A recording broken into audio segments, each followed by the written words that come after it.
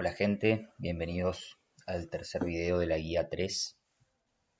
En esta oportunidad tenemos que seguir con el ejercicio 1.3 de la guía, ¿sí? Acá con este ejercicio del EDR comenzamos con un tema de intervalos de confianza que no habíamos visto antes a nivel práctico, se relaciona con lo que vimos antes en los dos ejercicios previos, ¿sí? Por ejemplo, en el anterior, donde evaluábamos cómo se distribuía la estandarización de las estimaciones de la media muestral, ¿sí? La que nos decía que comprobemos que las medias muestrales estandarizadas se distribuían t-student, ¿sí? Y las medias en general se distribuyen o normales, si se cumple el supuesto de normalidad, o no se distribuyen normal porque no se cumple el supuesto de normalidad, que es lo que son las cuestiones que vimos acá cuando la variable era normal, ¿sí? En un primer momento, y luego cuando la variable ya no era normal, sino log normal, ya no se cumplían estos supuestos de distribución, ¿sí? Y tenemos que tener cuidado entonces en la validez de las estimaciones, sobre todo por intervalo y en lo que sería pues, test de pruebas de hipótesis, ¿sí? Que están viendo ya en teoría. Bien, antes de comenzar con este ejercicio, ¿sí? Hasta ahora lo que vimos es eso, simplemente que las medias muestrales, bajo ciertos supuestos de normalidad de la variable que se estima su media, de la cual se estima la media, si la variable de la cual estamos estimando la media se distribuye normal, implicaba que este error, ¿sí? Este error sea normal, que sería este DGP, por ejemplo, error U normal. En este mundo tenemos que las medias muestrales son normales y sus estandarizaciones usando el error estándar, que sería el error estándar de I estimado, porque no conocemos la varianza de I si no la estimamos. Bueno, eso se distribuye, esa estandarización se distribuye t-student, ¿sí? Ahora vamos a ver que usando esa información de cómo se distribuye la estandarización de las medias muestrales en muestras repetidas, se pueden construir intervalos de confianza, ¿sí? Que es el ejercicio 1.3. Antes de arrancar con eso, eh, les voy a mostrar unas diapositivas que están en el aula virtual, que están, si se van a la parte del aula virtual en que dice material de apoyo, van a ver que tienen varios materiales, vamos a ver cuál vamos viendo, cuál no, pueden mirar todos si quieren, estos son de muestreo aleatorio que no vimos todavía. Pero este primer PDF que es intervalos de confianza y pruebas de hipótesis, es el que vamos a mirar ahora, ¿sí? Básicamente es un repaso de lo que son la construcción de intervalos de confianza y las pruebas de hipótesis que están viendo en teoría. Es como una versión más simplificada de lo que ven en teoría, ¿sí? Y un poco diferente, se aplica a la media muestral en concreto, en vez de a un estadístico genérico, general, un estimador general. Bien, si bajan ese archivito, se van a encontrar con esto, ¿no? Análisis de inferencia. Esto ya cae dentro de lo que se llama análisis de inferencia. Ya no estamos más en la estadística descriptiva. Recuerden que la diferencia entre la estadística descriptiva y la inferencia estadística es que esta última, la inferencia, incluye una estimación del error de muestreo, el error de estimación causado en que estamos usando una muestra, o el error muestral, ¿sí? Se puede llamar error muestral, error de muestreo, ¿sí? Que tiene que ver con la precisión de la estimación. En estadística descriptiva no decimos nada de la precisión del estimador ni del error muestral, ¿sí? Porque no estamos queriendo estimar un parámetro poblacional. Estamos describiendo los datos de una base de datos que tenemos. No nos interesa si viene de muestreo aleatorio, no nos interesa si es representativa de la población, no queremos dar respuesta a ningún parámetro poblacional. Simplemente describimos variables en una base, en una base de datos, ¿sí? Eso es estadística descriptiva, ¿sí? Podemos tomar las edades de los alumnos, las notas promedio de los alumnos de una carrera o de un curso y las describimos, punto. No hacemos ningún tipo de deducción o generalización o estimación de nada a nivel poblacional, ¿sí? Bueno, en cambio, la inferencia estadística a través de los intervalos de confianza y las pruebas de hipótesis sí incluyen una medida de este error muestral. Eso es lo principal que tienen que entender en principio. Acá estamos queriendo computar e incluir, tener en cuenta el error muestral. Entonces, acá en las diapositivas es como un repasito, ¿no? Les dice que simplemente define una media poblacional, mu sub i, para la variable i, ¿sí? Media poblacional de la variable aleatoria i. Dicha media puede ser vista como el valor esperado, ¿sí? Todas cosas que ya saben, esperanza de i, sería la mu de i entonces. Y así es posible escribir i como esta sumatoria, ¿sí? Esto es lo que hacemos en el R básicamente. La variable i la definimos como una constante que es su media más u, que es un error media cero. ¿Sí? Acá tienen, donde u es la diferencia entre i y la media. Acá no hace falta decir que u tiene media cero, porque por definición de media, ¿sí? Los desvíos de la variable i respecto a su media siempre suman cero o tienen promedio cero.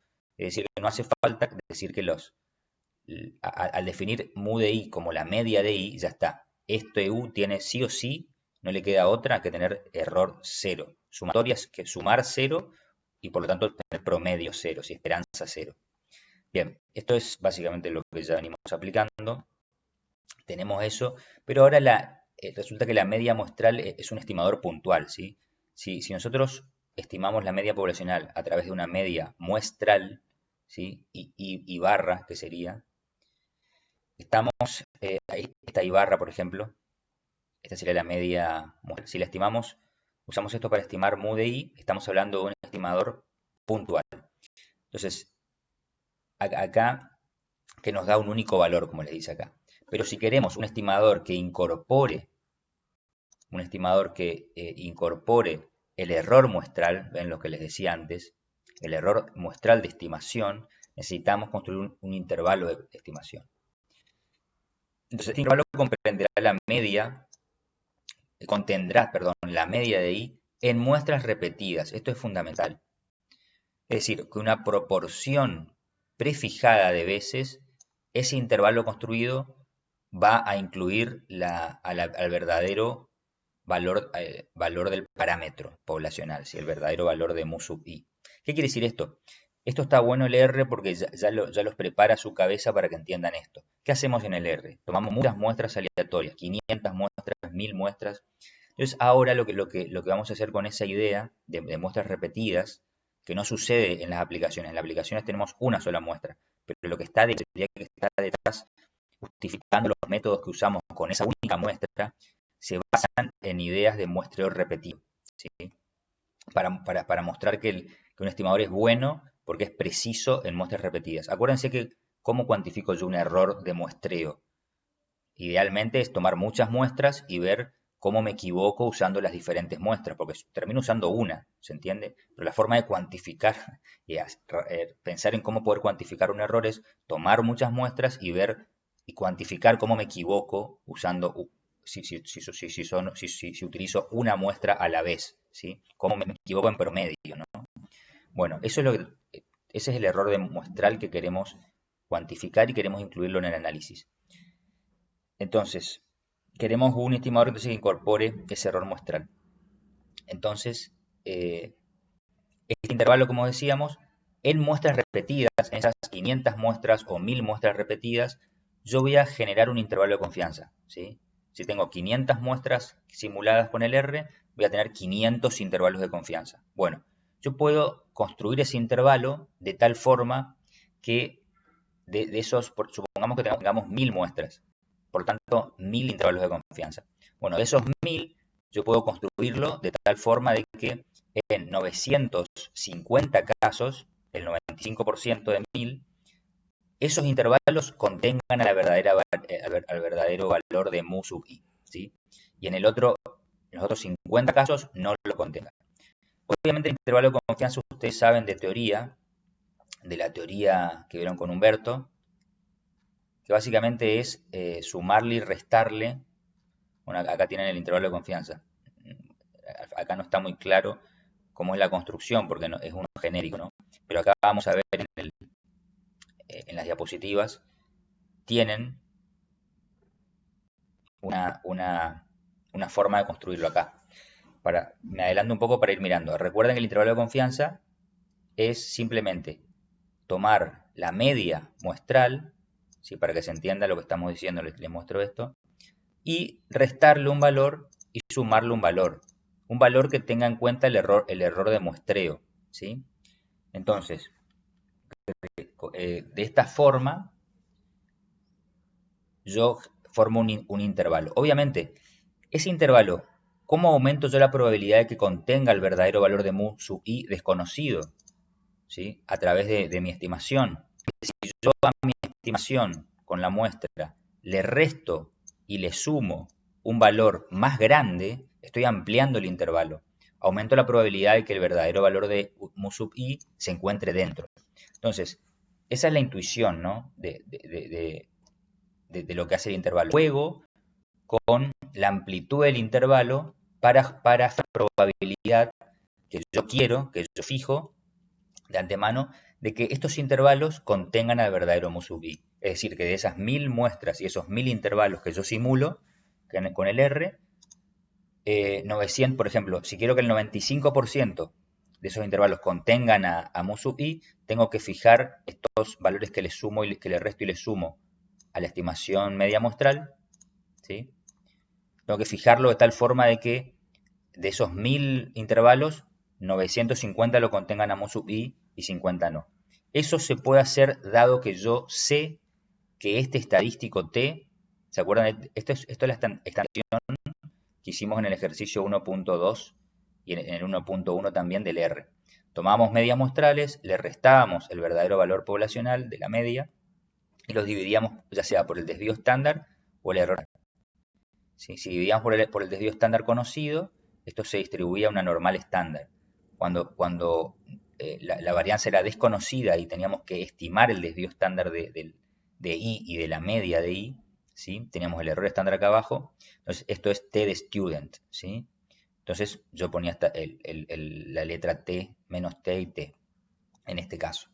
Bueno, yo como sé que esto se distribuye T-student, entonces sé perfectamente qué valor le tengo que poner a este valor TC acá y TC acá, ¿sí? Para que este intervalo que construyo tenga un determinado nivel de confianza, que es esta probabilidad de que el intervalo en muestras repetidas contenga al verdadero valor de mu sub i que estamos hablando, si es el 95%, lo que sea.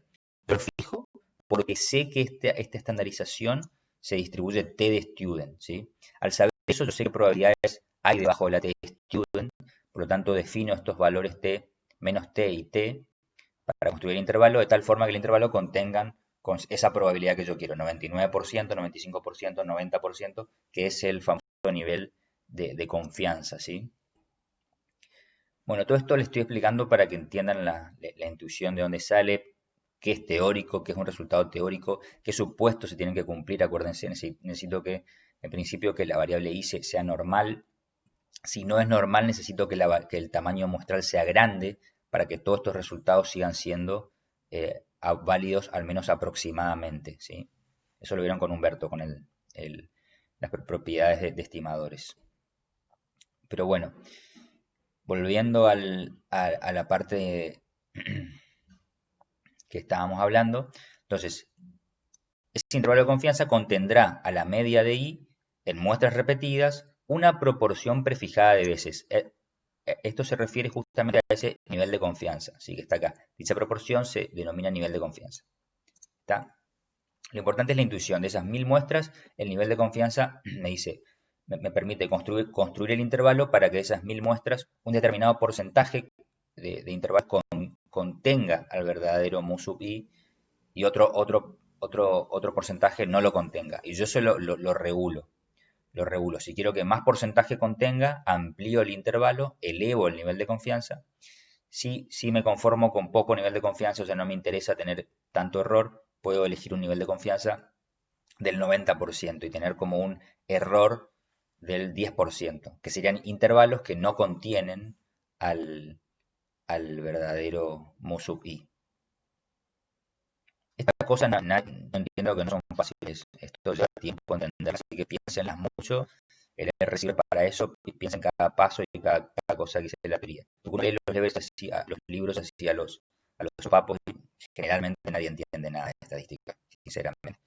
Bueno, el intervalo de confianza para la media, ¿no? Esto es lo que ya adelantamos antes. Para el intervalo de confianza para la media les dicen necesitamos saber cómo la media muestral se distribuye en muestras repetidas. Esto es lo que acabamos de decir antes. Normal o t-student, depende de qué supuesto qué supuesto se cumple y qué puedo observar y qué tengo que estimar. Si la varianza es conocida o desconocida. Normalmente desconocida hay que estimarla, así que se cumple esto que está acá abajo, ¿no? Si el error U se distribuye normal, se cumple que la media muestral estandarizada se distribuye como una t-student, porque además de que y ser normal, estoy usando el error estándar, que es una estimación del desvío estándar de la media de I, la media muestral, ¿sí? Porque la varianza de I es desconocida, la tengo que estimar, esa es la única diferencia. Entonces, esto es t-student, esta estandarización. Entonces, si yo sé que esto se distribuye t-student, yo puedo construir un intervalo. Fíjense que esto te dice esto. Este dibujo es la t-student, esto es una t-student simulada. Acá le dice 5000 muestras con un n con un tamaño muestral n igual a 10, junto con la densidad de una distribución t-student, ¿sí? Esto es gráficamente. Entonces, yo sé que esto que me dice que esta desviación de la media de I respecto de mu sub I, ¿sí? Estandarizada, tiene esta forma, esta distribución. Entonces, con eso puedo construir un intervalo alrededor de la media muestral que obtuve, de tal forma que ese intervalo contenga este mu sub I, gracias a que yo sé cómo se distribuye este estadístico estandarizado, ¿sí? Acá está simplemente la formulita, la diapositiva esta muestra cómo es la fórmula del error estándar, que bueno, ya lo saben, de la teoría, ¿no? Simplemente la estimación, ves que usa el SI cuadrado, que es como el desvío estándar de I, pero estimado, con la media muestral estimada, ¿sí? En ese sentido, me queda estándar es el SI estimado, el desvío estándar, sobre raíz, el desvío estándar estimado de I sobre raíz de n. Bueno, esto está bueno para notar que la variabilidad de este estimador media muestral depende directamente de la varianza de I en la muestra, es decir, de S sub I, el desvío estándar de I, o varianza de I, en la muestra, porque es la estimada, ¿sí? E inversamente del tamaño muestral. ¿Está?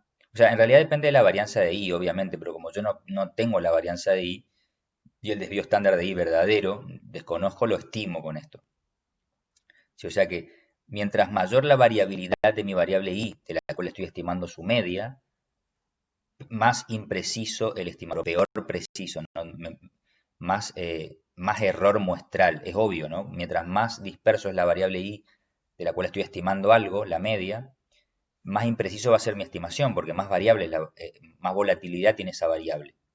¿Está? O sea, aumenta este numerador y aumenta mi error estándar. Y mientras mayor el tamaño muestral n, ¿sí? Más preciso, porque con tamaño muestral gano información para estimar con mayor precisión. Es también intuitivo, ¿no? Pero acá lo vemos a nivel matemático, cómo es la relación.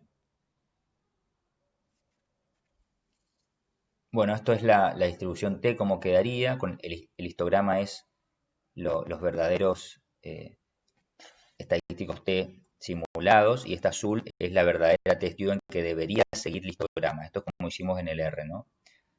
Sacamos 1000 muestras o 5000 muestras en este caso, hacemos las medias muestrales, las estandarizamos, hacemos el histograma y luego le superponemos la distribución T-student y vemos que la sigue bastante bien. Es como un test prueba informal de eso.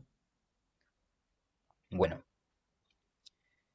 una vez que llegamos acá, tenemos que construir el intervalo de confianza, ¿no? Ya dijimos que hay que definir un nivel de confianza deseado, que es la proporción de veces que queremos que la verdadera media mu quede incluida dentro del intervalo. Eso ya lo que explicamos, lo llamamos nivel de confianza, 1 menos alfa, multiplicado por 100, se puede poner también, creo que es una cuestión técnica nomás de nombre, siendo alfa la proporción de veces que la media mu de i quedará fuera del intervalo, ¿sí?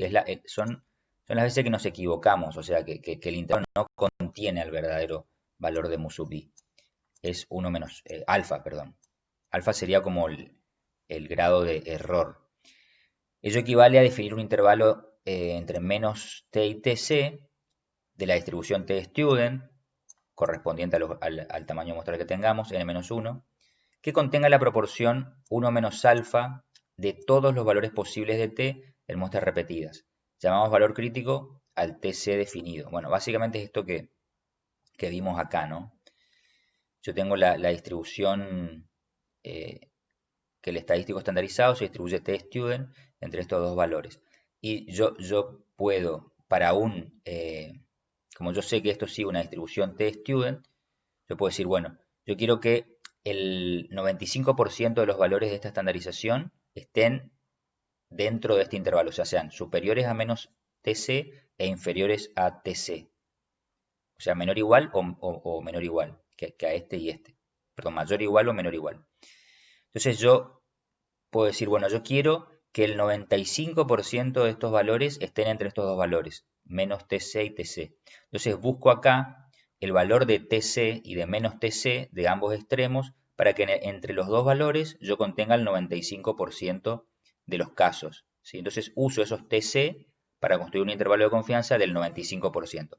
¿Ven cómo de la teoría me sirve para construir el intervalo? Con la teoría de la distribución t-student, yo defino un nivel de confianza que yo quiero, busco el estadístico t crítico a izquierda y derecha, menos t y t, que contenga entre los dos al 95 o al nivel de confianza que yo quiero, o sea, que integre la densidad que yo quiero. Acuérdense que el área abajo de la curva esta es una probabilidad. Entonces, que tenga la probabilidad que yo quiera, el 90, 95, 99%. Entonces uso ese estadístico t que implica esa probabilidad contenida entre los dos extremos para construir mi intervalo de confianza con ese numerito del TC, ¿sí? Para ese nivel de confianza. Bueno, de ahí viene que el valor T este es el que regula el nivel de confianza que yo elijo, porque este valor lo estiman, ahí barra. A este error estándar también lo estiman con su muestra. Lo único que definen arbitrariamente o según un criterio estadístico es el nivel de confianza con el TC. Y eso lo pueden definir gracias a que saben que esta estandarización se distribuye t-student y tienen un grafiquito como este. ¿Está? Bueno, esa es la intuición, esa es la idea que estoy tratando de transmitir, ¿no? Que entiendan un poco la intuición de dónde sale todo y la lógica. Bueno, acá tiene un ejemplo, pero acá esto lo podemos dejar de lado, pueden verlo solos. Y bueno, hasta acá voy a cortar el videito, esto explicativo de la intuición del intervalo de confianza, y en un video posterior voy a hacer el ejercicio que utiliza de lleno todas estas definiciones, que es el ejercicio 1.3. Nos vemos en el próximo video.